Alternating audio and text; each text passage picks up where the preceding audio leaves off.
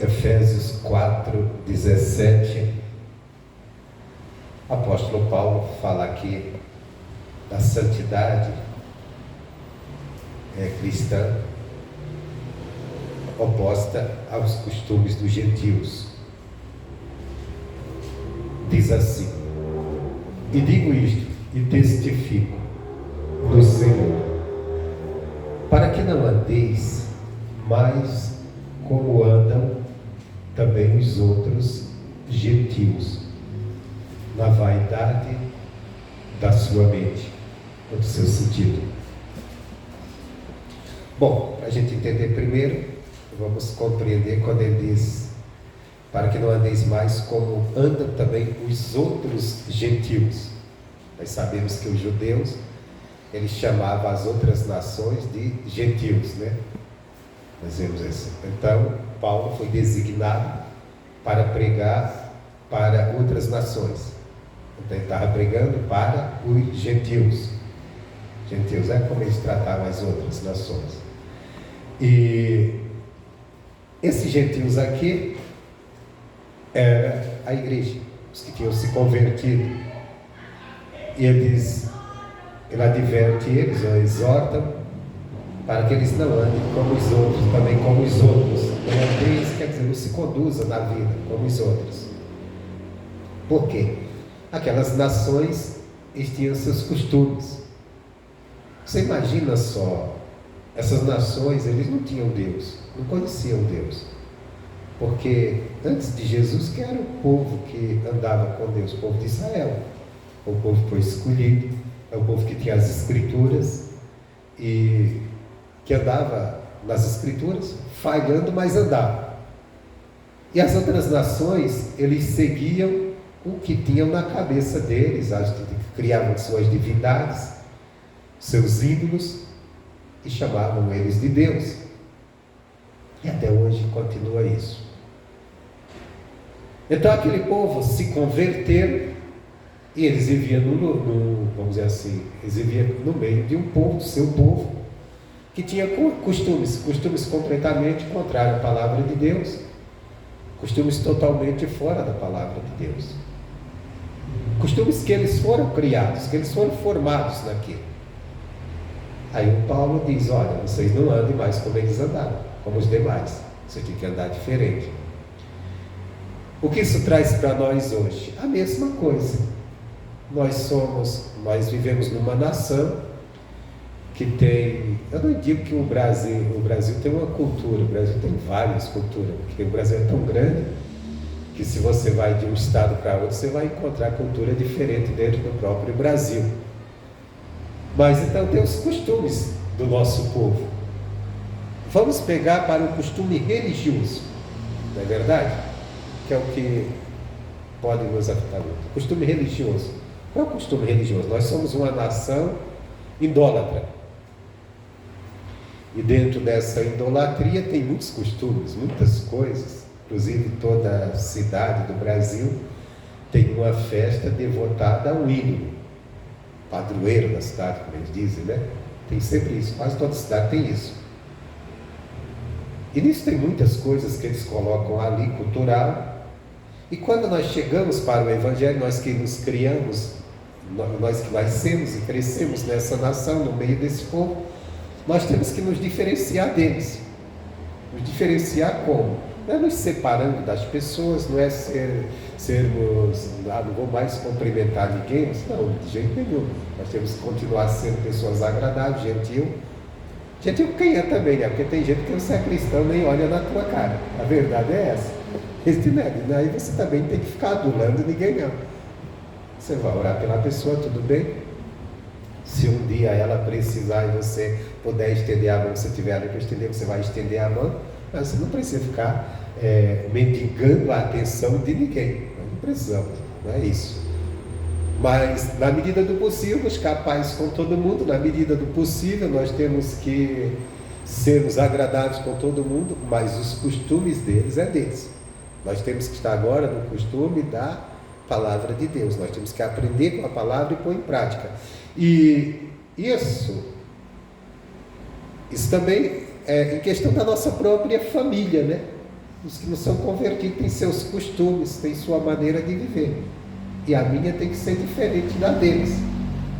Tem que ser diferente. Eu tenho que amá-los, eu tenho que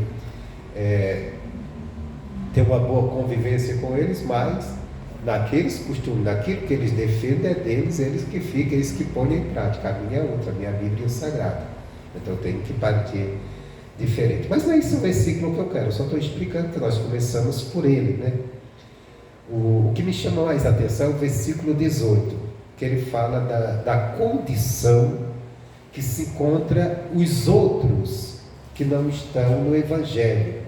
Ele fala os gentios, mas nós pode ser os outros, as pessoas que não estão no Evangelho. Ele diz que eles estão entenebrecidos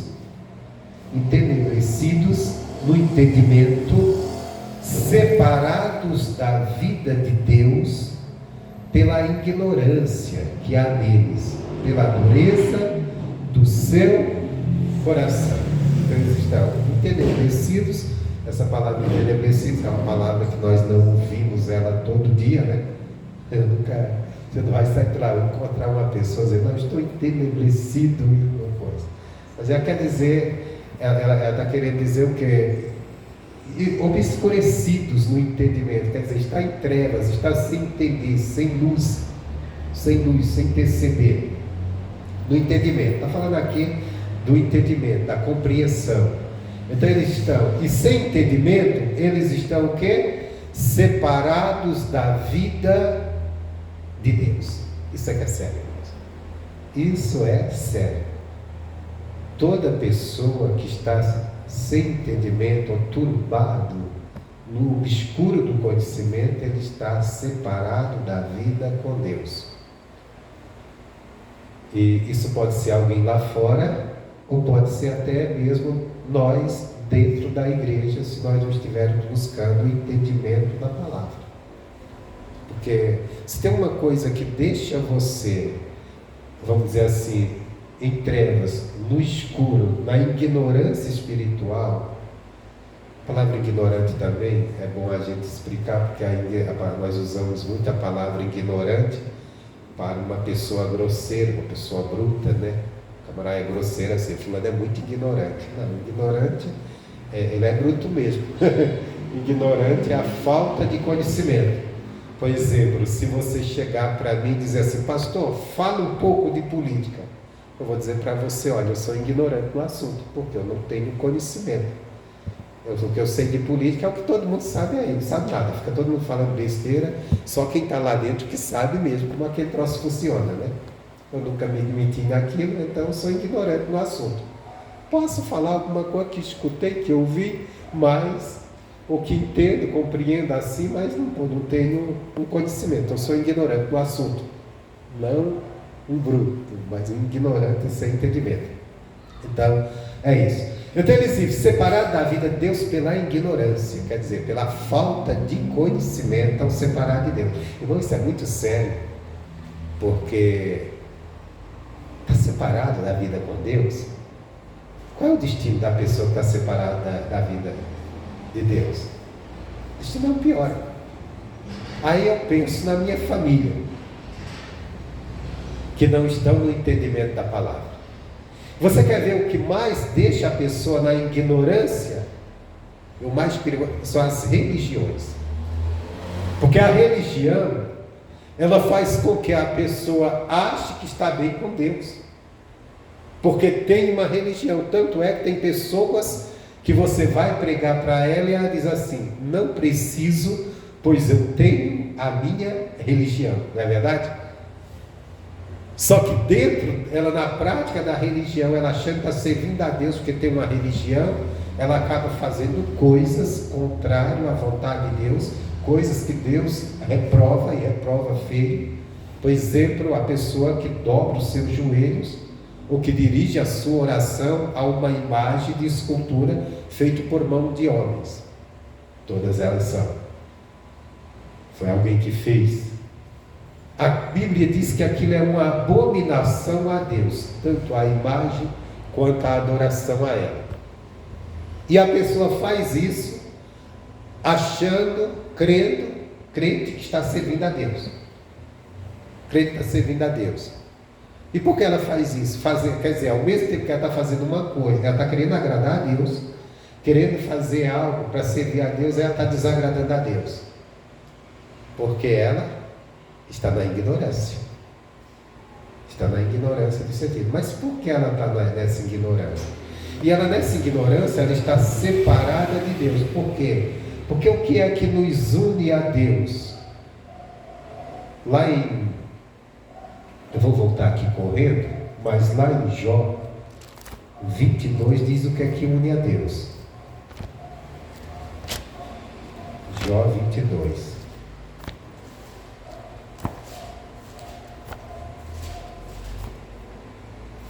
Nossa, passei aqui voado.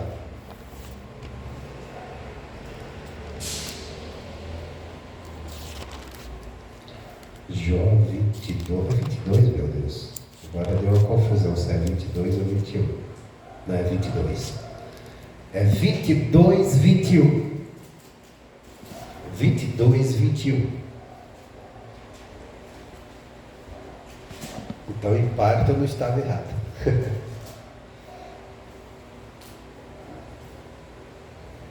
22, 21. Une-te, pois, a Deus e tem paz, e assim te sobrevirá o bem. Versículo 21. Manda você se unir a Deus para que você tenha paz, e tendo paz, você desfrute do bem que Deus tem para você.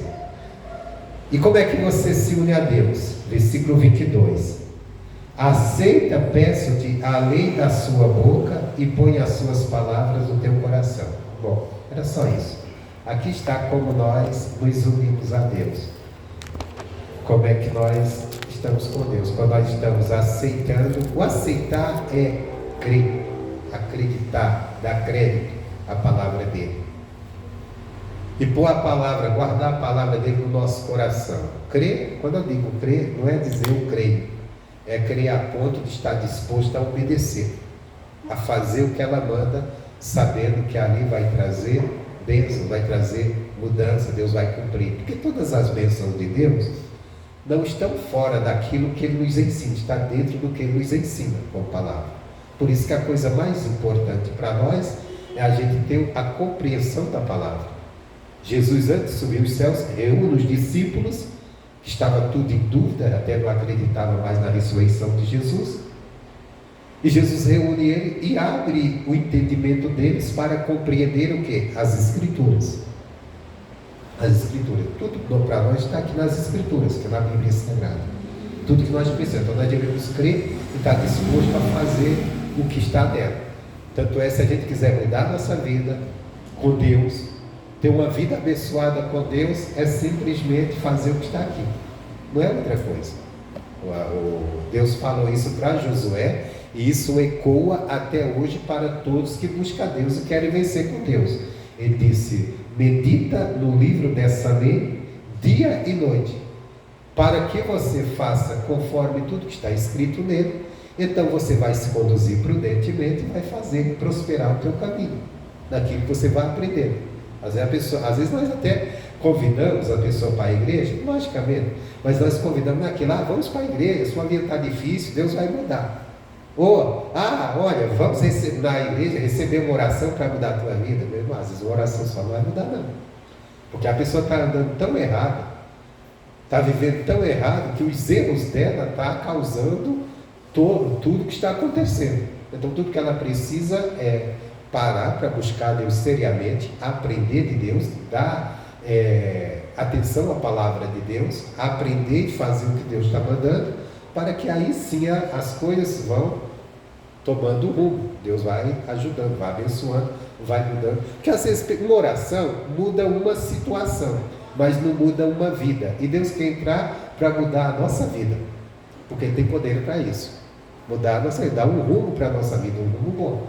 Às vezes numa oração a pessoa recebe uma cura, mudou a situação. Uma pessoa está desempregada, recebe uma oração para Deus abre uma porta, mudou uma situação. Mas às vezes mudou aquela situação, mas lá na frente ela está desempregada de novo. Porque às vezes a maneira como ela se conduz no trabalho, a maneira dela se conduzir, de tratar as pessoas, onde ela vai também não é bem aceita. Então tem tudo isso. Mas voltando aqui a Efésios novamente, né? Então eles estão entenebrecidos ou desconhecidos no entendimento, separados da vida de Deus, pela ignorância que há neles. Mas por que a ignorância?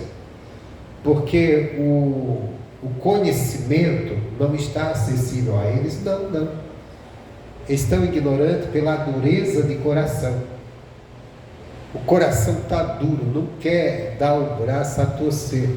A pessoa, volta a dizer, aquela pessoa que você vai pregar para ela, ela diz: eu não preciso disso. Eu não preciso.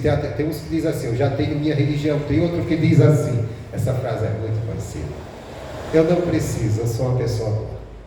Eu não faço mal a ninguém. Eu só faço bem. Ela está firmada nisso. Então não adianta você chegar com o Evangelho e querer ensinar, porque ela vai se opor. O coração dela que é tão duro que ela não quer receber a palavra.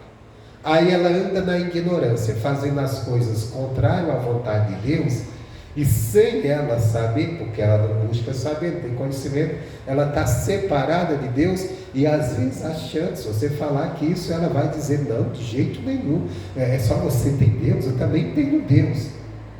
Não tem, está separada, é lógico. É normal você chegar aí nas pessoas e as pessoas dizem: não, eu tenho Deus, não, eu estou com Deus está comigo, não, você está lá. Mas andando completamente na ignorância da palavra de Deus, do entendimento da palavra, vivendo uma vida religiosa, às vezes alguns fazendo até alguns sacrifícios, mas separado da vida com Deus. Porque a vida com Deus é a vida em Cristo, como Paulo disse: o viver é Cristo. Quando a gente está vivendo o que Jesus nos ensinou, quando nós estamos vivendo através dele. Como é que nós vivemos através de Cristo? Crendo na palavra dele, obedecendo a palavra dele, fazendo o que está na palavra dele. Fora disso, eu vou viver o que eu defendo que é certo, o que eu defendo que é correto. E todos nós temos lá os nossos princípios, o que achamos que defendemos como certo, o que achamos que é correto. E algumas coisas são corretas, mas nenhuma delas são completamente corretas se não estiver com a aprovação da palavra de Deus. Nada, nenhuma ideia, nenhum pensamento que o homem pense, se não estiver firmado na palavra de Deus, pode ter certeza que alguma coisa tem de errado. Por que alguma coisa tem de errado? Vou dizer por que alguma coisa tem de errado. Porque o mundo jaz no maligno. Então o maligno que colocou a ordem dele nesse mundo e conduz a humanidade prostrada nela, ele colocou os conceitos desse mundo também. E como o diabo ele tem uma questão, ele gosta de se passar por bonzinho, ele cria coisas que parecem bom. Paulo disse com outras palavras, ele disse que o diabo ele se transveste como um anjo de luz, e disse: os seus ministros também, aqui estão sendo conduzidos por ele, faz coisas que parece uma coisa certa, uma coisa boa, uma coisa perfeita. E nós temos que ter muito isso. Quando nós lemos a Bíblia e começamos a prestar atenção na palavra de Deus, nós vemos que tem coisas na palavra de Deus que, segundo o sentimentalismo humano, nunca vai ser compreendido. Nunca vai ser compreendido, a não ser se você compreender as coisas espirituais, como elas funcionam.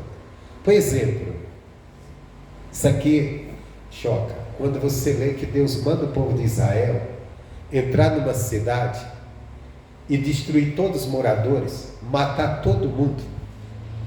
Você imagina você pensando isso? Você para, matar todo mundo, até as crianças, acaba com tudo. Você olhar isso dentro do humanismo, que é a coisa bonitinha do mundo, você vai dizer: não, Deus não é tão bom assim. Como pode?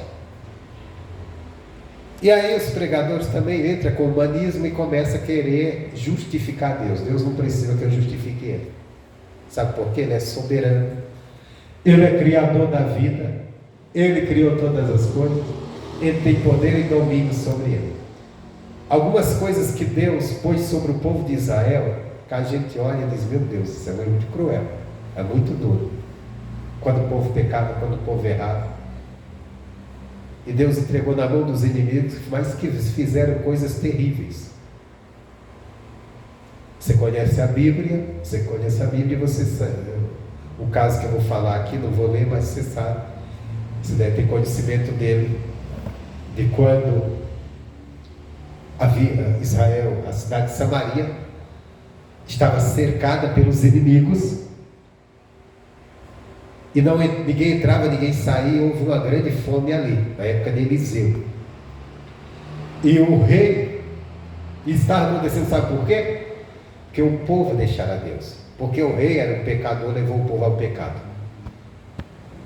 Mas a situação era tão crítica que uma mãe entrou em acordo, duas mães na verdade, entraram em acordo para matar seu bebê para servir de alimento.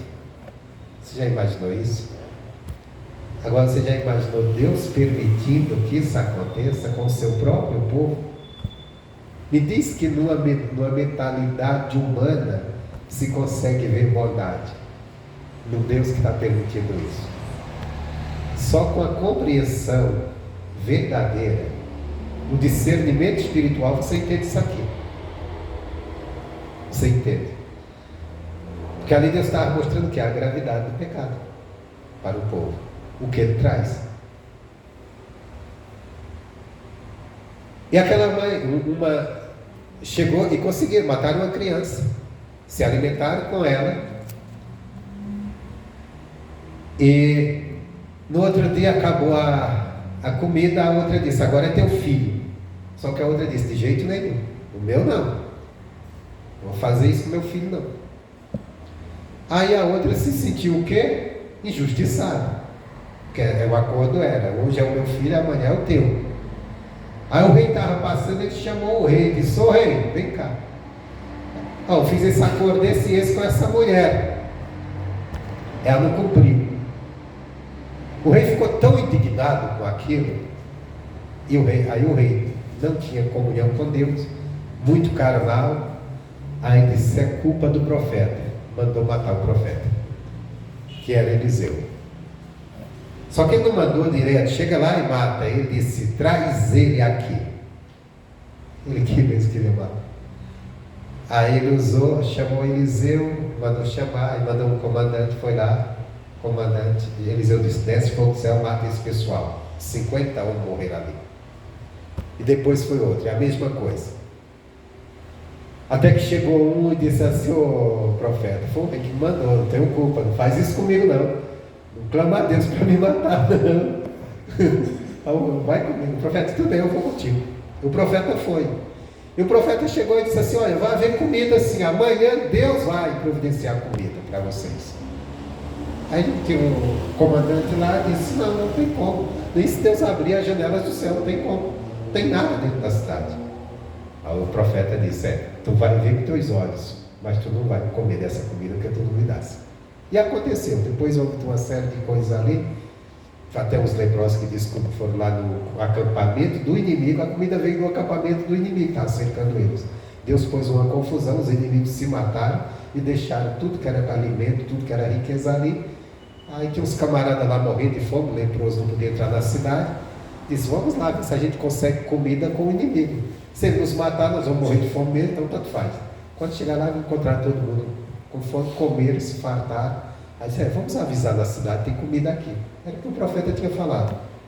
Aquele comandante que disse que viria não comer, ficou na porta, o povo desesperado por comida, passaram por cima dele, pisotearam e ele morreu. Não comeu. Mas o que eu quero dizer, essas coisas tudo, essas histórias na Bíblia, quando nós lemos, e se nós pegarmos o lado do humanismo, que coloca o ser humano acima de tudo, a prioridade, meu irmão, vai dizer assim, não, Deus não é assim. Por isso que você vê às vezes essas pessoas se enchem de sabedoria humana, muitos deles querendo negar a Deus, dizendo, não, religião não presta, isso aqui lá não presta, porque eles vão na Bíblia ler isso, eles vão dizer assim, não tem nada a ver com o que nós pregamos de amor ao próximo, de humanismo, não tem mesmo não. Só que aí eles não entendem uma coisa, que é o espiritual. Porque entenda bem, nós somos muito apegados a essa vida. Quando a gente olha, Deus não está tão apegado a essa vida. Porque se Deus estivesse tão apegado a essa vida, Ele não deixava os seus apóstolos serem mortos, porque Ele tinha poder para livrar. Estevão foi apedrejado. Enquanto Estevão estava sendo apedrejado, Estevão olhou para os céus, o povo tudo odiando, tudo cheio de ódio, tacando pedra nele, as pedradas batendo no corpo dele, ferido, machucou até a morte. E ele olha para o céu, o que ele encontra? Ele tem a visão do céu aberto e de Jesus de pé ao lado do Pai. E ele diz: eu vejo os céus abertos e Jesus de pé ao lado do Pai. Se fosse eu estava dizendo assim: ô Jesus, cadê o Senhor? Você está aí olhando para mim ser apedrejado? Me livra disso. Não deixa Jesus, pedrada dói. Mas o Estevão entendeu, essa vida aqui vai passar, Deus tem uma melhor para mim. Jesus está de pé para me receber. Ele não estava de pé para livrá-lo, estava de pé para receber. Agora imagina nós do lado humano, se nós compreendemos isso. Nós entendemos o quê? Se Jesus está de pé assistindo tudo aquilo, Ele tinha que tomar a frente e livrar. Ele tem poder para isso? Verdade ou não é? Porque nós oramos assim, não é? Estamos passando uma luta, Jesus me livra disso, Jesus não deixa que aconteça. Então, na nossa mente, nosso humanismo é, livra. Você vê uma pessoa sofrendo, qual é o teu pensamento primeiro?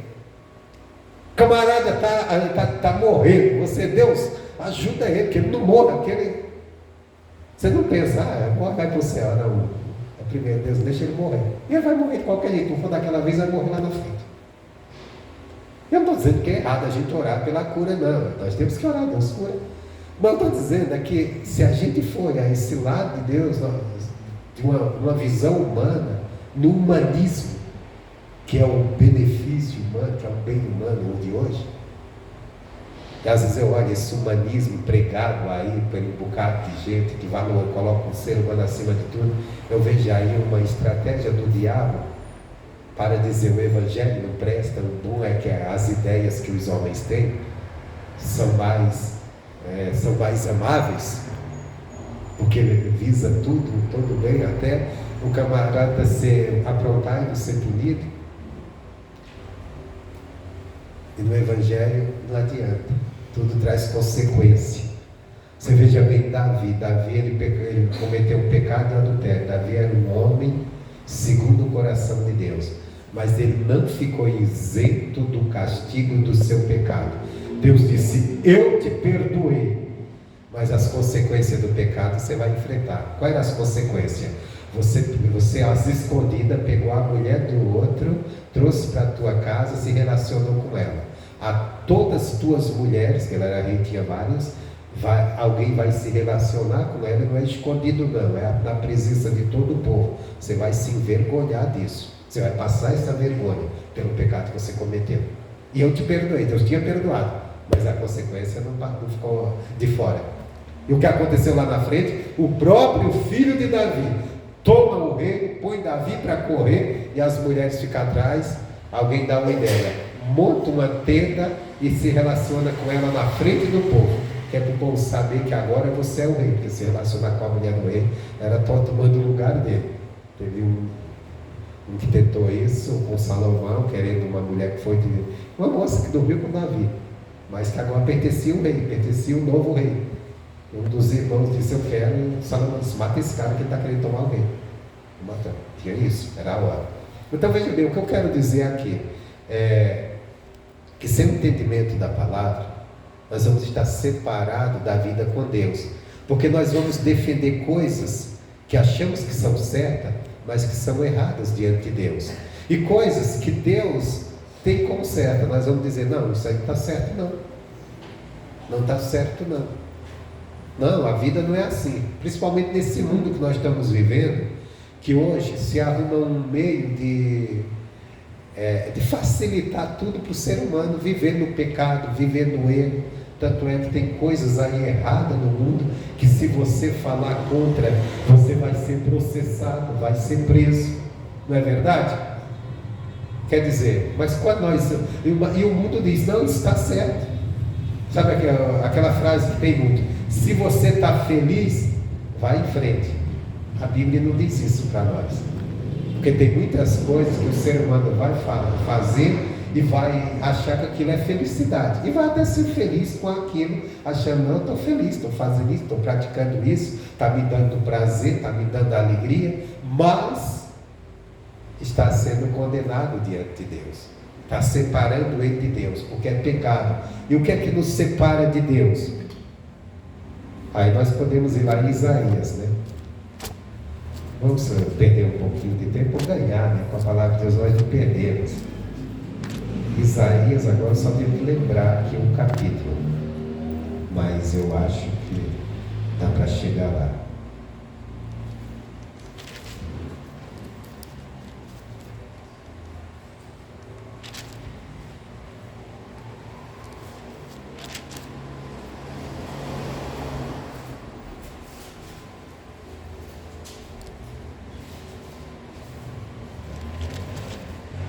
Isaías.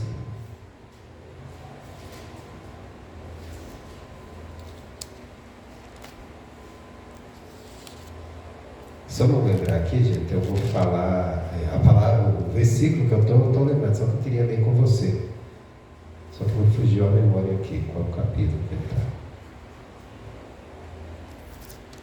Se alguém conseguir lembrar, eu vou falar assim, que ele diz assim: eis que a mão do Senhor não está encolhida para que não... Se eu não me engano, 52, isso eu estou errado. 53. É o 53? Não, 53 fala de outra coisa. É 59. E conduz no lugar certo, hein? Não fica...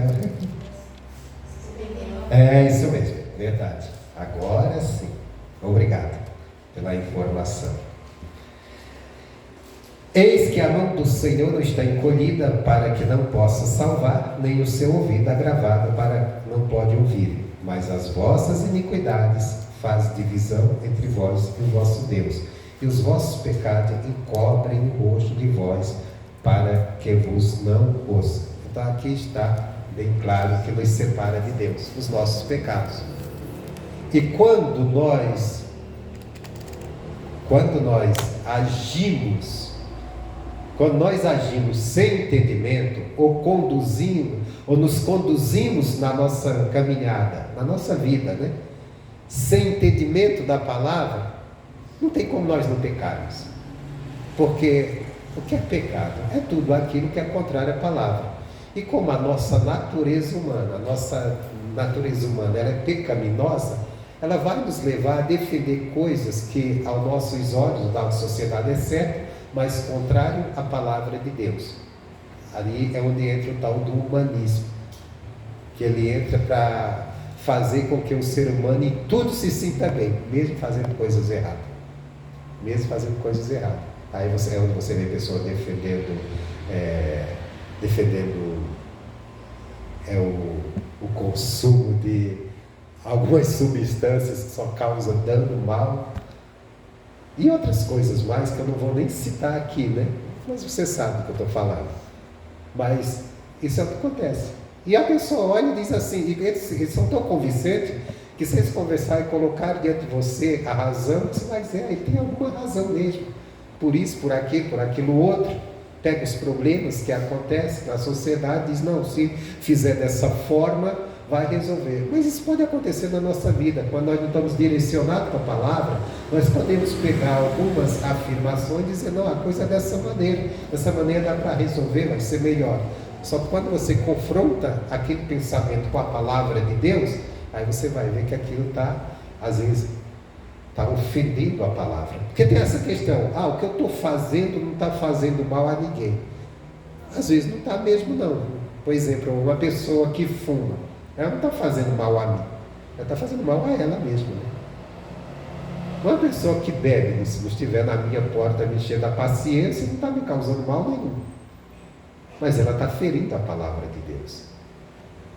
A Bíblia diz, não vos embriagueis com bebida forte. A pessoa está lá todo dia embriagada.